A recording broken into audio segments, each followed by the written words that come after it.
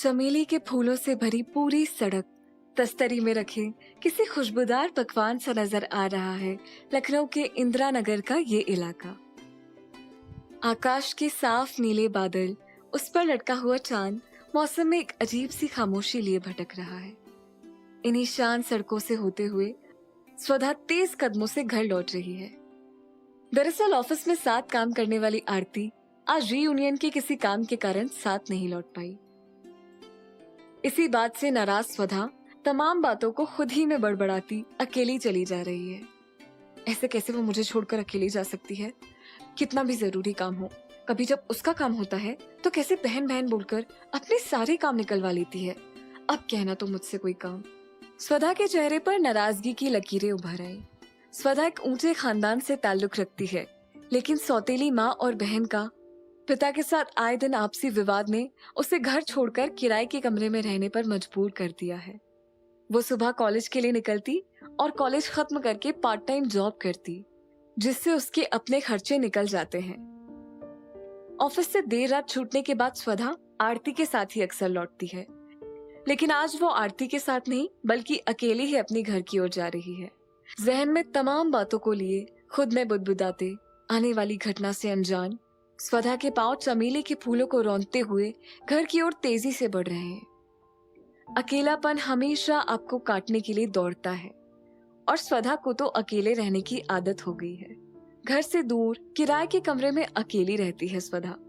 खुद के कपड़े धोने से लेकर खाना पकाने तक वो अपने सारे काम अकेले ही करती आई है। आज भी अकेले ही लौट रही है। जब उसे अकेलापन चुभने लगता है तो वो अपने मोबाइल पर गाने सुन लेती है। आज भी उसने अपने बैग में से अपने मोबाइल को निकाला और उस पर गाने के बोल टाइप किए और कान में हेडफोन्स लगाकर वो गुनगुनाने लगी। लड़खड़ा रहा है चांद, लड़ रहे हैं तारे आज, कश उड़ा रहा है बादल, बज रहे हैं 8:30। बुझ गई है रोशनी, घर के सब दरवाजे बंद, भौंक रहे हैं तारे सारे, शोर मचाती है ये रात, लड़खड़ा रहा है चांद। तभी अचानक उसे महसूस हुआ कि उसके पैर चमेली के फूलों के बजाय किसी भारी और सख्त चीज के ऊपर पड़े हों। स्वधा ने घबराकर दूर हटना चाहा, लेकिन उसके पैर किसी मजबूत हाथों के गिरफ्त में है। वो चीख पड़ी।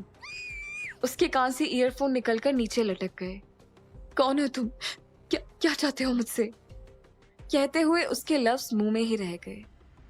कांपती हुई एक धीरे से आवाज आई, प्लीज मेरी मदद करो।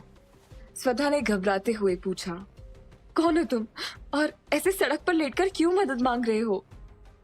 प्लीज मदद करो मेरी। कहते हुए वो आवाज हवा में ही कहीं खो गई।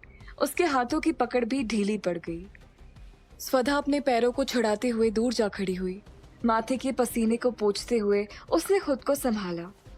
स्वधा उस व्यक्ति को पहचानने की कोशिश करने लगी, लेकिन गली में काफी अंधेरा होने की वजह से उसे कुछ भी साफ दिखाई नहीं दे रहा था।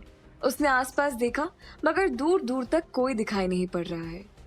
अब उसे इस अनजान शख्स की मदद करनी चाहिए या इसे इसी के हाल पर छोड़कर चले जाना चाहिए। पता नहीं कैसा आदमी हो, इसे घर ले जाऊं और कहीं मैं ही किसी मुसीबत में न फंस जाऊं। स्वधा एक उधेड़ बुन में है। अचानक उसे अपनी माँ की बात याद आ गई। मुश्किल वक्त में किसी की मदद करना मंदिर में रखे ईश्वर के बराबर का दर्जा पाने जैसा होता है। स्वधा ने जल्द ही तय कर लिया कि वो इस अनजान आदमी की मदद करेगी। अपनी पूरी ताकत से उसे अपने कंधे के सहारे खड़ा करने में स्वधा की सांसें फूल गई। वो सेकेंड ईयर की एक मामूली से वजन वाली 5.5 फीट की एक लड़की है और ये एक 6 फीट का मजबूत शरीर वाला बंदा। उसने किसी ऑटो का इंतजार किए बिना पैदल ही घर ले जाने का फैसला किया।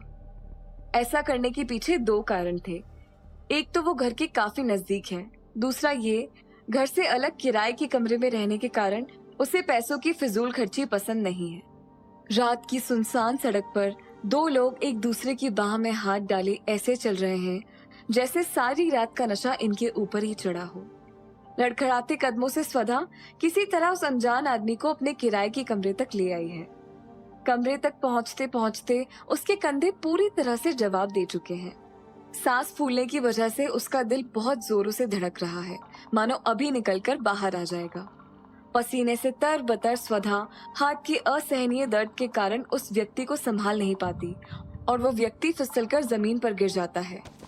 ओह, सॉरी सॉरी, मैंने जानबूझ के तुम्हें नहीं गिराया। तुम्हें कहीं चोट तो नहीं लगी? स्वधा ने उसके माथे को रगड़ते हुए माफी मांगने के लहजे में पूछा। स्वधा ने तुरंत ही अपनी पूरी ताकत के साथ उसे कंधे के सहारे सोफे पर लिटाया और दौड़कर मेडिकल किट ढूंढने लगी। हालांकि स्वधा का कमरा काफी छोटा है, इसीलिए रखे हुए सामानों के बीच उसे मेडिकल किट आसानी से मिल गई। पहली दफा स्वधा उस शख्स को बिल्कुल करीब से देख रही है। उस शख्स ने अपने चेहरे पर एक काले रंग का मास्क पहन रखा है, जो बहुत कीमती जान पड़ता है। उस मास्क पर हीरो से जड़ा चीते का चेहरा छपा हुआ है। चेहरे पर यह मास्क एक अजीब किस्म का राज लिए हुए है। स्वधा इस मास्क के पीछे छिपे चेहरे की तमाम तस्वीरें अपने दिमाग में बना मिटा रही है। मेडिकल किट से पेन रिलीफ स्प्रे निकालते हुए स्वधा ने कहा, तुम कोई मिस्ट्री मैन तो नहीं हो? या ये भी हो सकता है कि तुम्हारी शक्ल बहुत खराब है जो तुमने मास्क पहन रखा है। कहते हुए वो हंस पड़ी। गिरने की वजह से शरीर पर आई चोट को ढूंढते हुए यकायक स्वधा की आंखें फटी की फटी रह गईं, जब उसने देखा कि उस मिस्ट्री मैन की शर्ट पर काफी खून लगा हुआ है। सफेद शर्ट दाई तरफ से बिल्कुल लाल हो चुकी है। स्वधा ने गौर किया कि उस व्यक्ति को सहारा देने की वजह से उसकी कुर्ती पर भी खून के निशान आ गए हैं। वो पूरी तरह से डर गई। उसे नहीं समझ आ रहा है कि अब वो क्या करे। उसने पहले कभी इतना घायल आदमी नहीं देखा था। स्वधा घबराते हुए मिस्ट्री मैन के शर्ट की बटन खोलने लगी। चौड़े सीने पर बालों का एक छोटा सा गुच्छा नाभि तक का रास्ता बना रहा है। सीने पर पुराने घावों के निशान के बीच स्वधा की नजर पेट के उस हिस्से पर पड़ी जहां से खून अभी भी रिस रहा है। उसने ध्यान से देखा तो उसे समझ आया कि ये गोली लगने का निशान है। स्वधा तुरंत ही पीछे हट गई। मिस्ट्री मैन का खून बह रहा था और घाव को भरने की जरूरत थी। गोली बिल्कुल पेट को छूकर निकली हुई जान पड़ती है। गनीमत है कि गोली पेट में नहीं लगी। इतने गहरे घाव को देखकर स्वधा के होश फाख्ता हो गए। हे भगवान, मैं ये कैसे आदमी को अपने घर ले आई हूँ? ये कोई अपराधी तो नहीं है? कहीं स्वधा का डर सही तो नहीं था, वो किसी बड़ी मुसीबत में फंसने वाली हो। स्वधा ने इस अनजान व्यक्ति को घर तक लाकर कोई गलती तो नहीं की। अब चूंकि ऐसी हालत में कोई और सवाल जवाब करना वाजिब नहीं है, इसीलिए उसने फौरन इलाज करने का फैसला किया। फिल्मों में देखे हुए तरीकों से उसने उसके घाव का इलाज करना शुरू कर दिया। सबसे पहले स्वधा ने कॉटन के छोटे छोटे गोले बनाए और उनसे धीरे धीरे उस अनजान व्यक्ति के खून को साफ करना शुरू किया। जब स्वधा ने पूरा खून साफ किया तो उसने देखा कि घाव ज्यादा गहरा नहीं है। ऐसा करते हुए स्वधा के हाथ कांप रहे हैं, पर उसने महसूस किया जैसे कई सालों बाद किसी अपने की देखभाल करते हुए जो संतोष मिलता है वो मिल रहा हो। उसके बाद स्वधा एंटीसेप्टिक से घाव को अच्छे से साफ करने लगी। जैसे ही एंटीसेप्टिक उस अनजान व्यक्ति के घाव पर लगा, उसकी बेहोशी में भी एक दर्द भरी सिसकी निकली। स्वधा अपने मुंह से मिस्ट्री मैन के घावों पर फूंक मारने लगी। जल रहा है ना मिस्ट्री मैन? थोड़ा दर्द और झेल लो, मैं इसे ठीक कर दूंगी। स्वधा ने ये बात मिस्ट्री मैन से कुछ ऐसे कही जैसे उसके दर्द से स्वधा को भी दर्द हो रहा हो। उसके बाद स्वधा ने उस पर मलहम लगाया और हल्के हाथों से पट्टी कर दी। वैसे मुझे डॉक्टर होना चाहिए। अब तुम आराम से सो पाओगे मिस्ट्री मैन। मैंने तुम्हारे घावों पर मरहम पट्टी कर दी है। गुमान से स्वधा ने खुद को शाबाशी देते हुए कहा। हालांकि वो एक डिजाइनर बनना चाहती है, पर उसने एक अच्छे डॉक्टर होने का फर्ज भी बखूबी अदा किया है। स्वधा ने एक मोटा कंबल उड़ाकर कुछ देर उस मिस्ट्री मैन को ऐसे देखती रही जैसे माँ अपने बच्चे को बिस्तर पर सुलाने के बाद कुछ देर उसका चेहरा निहारती हो। स्वधा अपने स्टडी टेबल पर पढ़ने के लिए बैठ गई। ऑफिस से लौटकर वो देर रात तक पढ़ाई करती है। वो किसी भी हाल में अपने क्लास में दूसरे बच्चों से पीछे नहीं रहना चाहती। उसने अपने मोबाइल को अनलॉक किया और आरती को टेक्स्ट किया। कुछ देर इंतजार करने के बाद जब मैसेज का रिप्लाई नहीं आया तो खुद को इत्मीनान देते हुए स्वधा ने कहा, शायद वो थकने की वजह से जल्दी सो गई होगी। मुझे आरती के जवाब का इंतजार करने के बजाय पढ़ना चाहिए। स्वधा फॉर्मूलों में उलझी किसी सवाल को हल करने पर खींच रही है कि अचानक उसके कानों में कराहने की आवाज आने लगी। उसने पलटकर सोफे की तरफ देखा। वो दौड़कर उस मिस्ट्री मैन के पास आई। उसका माथा पसीने से बुरी तरह भीगा हुआ है। स्वधा को समझने में जरा सी भी देर नहीं लगी कि घाव की वजह से उसे बुखार चढ़ गया है। वो दौड़कर बाथरूम में जाती, वहाँ बेसिन में तौलिया को भिगाती और लाकर उस मिस्ट्री मैन के सर पर रखती। पूरी रात न जाने कितनी बार उसने दौड़ लगाई होगी और न जाने कितनी बार वो फिसलते हुए बची है। रात भर सिरहाने बैठकर पट्टी करती, न जाने कब सुधा की आंख लग गई, उसे पता ही नहीं चला। नींद कितनी भारी होती है रात पर, ये सिर्फ वो समझ सकते हैं जिन्होंने पूरे दिन थकान कमाई हो। सुबह का सूरज बैग टांगे किसी छोटे से बच्चे की तरह स्कूल जाने को तैयार खड़ा है।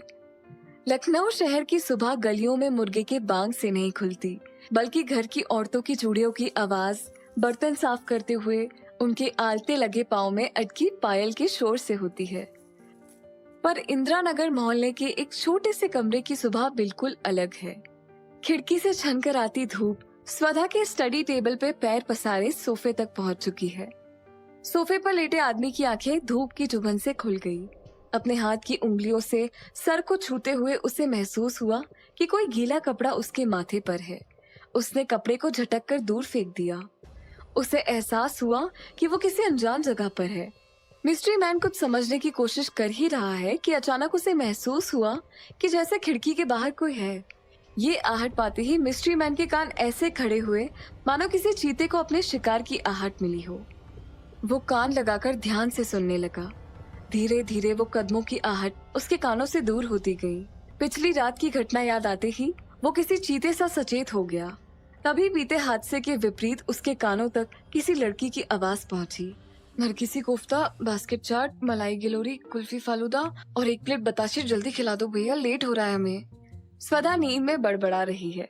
न सिर्फ नींद में बोल रही है बल्कि बकायदा चटकारे भी ले रही है। स्वधा को देखकर मिस्ट्री मैन को याद आ गया कि ये वही लड़की है जिसने पिछली रात उसकी जान बचाई थी। स्वधा के चेहरे पर पड़ती धूप की रोशनी उसकी मासूमियत पर चार चांद लगा रही है। आंख बंद होने के बावजूद वो इतनी बड़ी महसूस होती है, लगता है जैसे समंदर को किसी ने प्लेट से ढक दिया हो। खुलते ही छलक उठेंगी। गुलाबी होंठ किसी संतरे के दो टुकड़े की तरह आपस में चिपके हुए हैं, जिनसे रिश्ता हुआ रस गालों तक पहुंच गया हो। लंबी नोकदार नाक किसी पुल सी दो आंखों के बीच की सरहद जैसे दिखाई पड़ रहे हैं।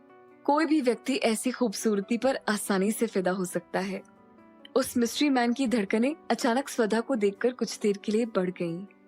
उसे महसूस हुआ कि लड़की के शरीर पर कोई ब्लैंकेट नहीं है। उसने उठकर अपनी ब्लैंकेट उस पर डालनी चाहिए, लेकिन घाव के दर्द की वजह से वो खुद को संभाल नहीं पाया और अपने हाथों से स्टडी टेबल का सहारा लेते हुए वो स्वधा के चेहरे की तरफ झुक गया। उसके होंठ स्वधा के होठों से जा मिले और मिस्ट्री मैन ने स्वधा के होठों को गलती से चूम लिया। पहली मुलाकात का इत्तेफाकन ये किस उस शख्स के आने वाले दिनों में ऐसा तूफान लाने वाला है, इसकी उसे खबर भी नहीं। स्वधा वैसे तो गहरी नींद में है, लेकिन मिस्ट्री मैन के होठों के इस स्पर्श से उसके शरीर के रोए खड़े हो गए। ये देखते ही उस शख्स ने जल्दी से खुद को अलग किया। स्वधा फिर से गहरी नींद में चली गई और आसपास घट रही इन बातों से बेखबर सपने में अमीनाबाद के रत्ती लाल की दुकान के पकवान खाने में व्यस्त हो गई। खस्ते तो भैया तुमने बहुत टेस्टी बनाए हैं, स्वधा ने अपने होठ को जीभ से चाटते हुए बुदबुदाया। उस शख्स ने स्वधा को ऐसे बड़बड़ाते देख मजाकिया लहजे में कहा, इतने आइटम्स तुम सपने में ही खा सकती हो, होश में तो इस छोटे से पेट में नरगिसी कोफ्ते के बाद कुछ जा ही नहीं सकता।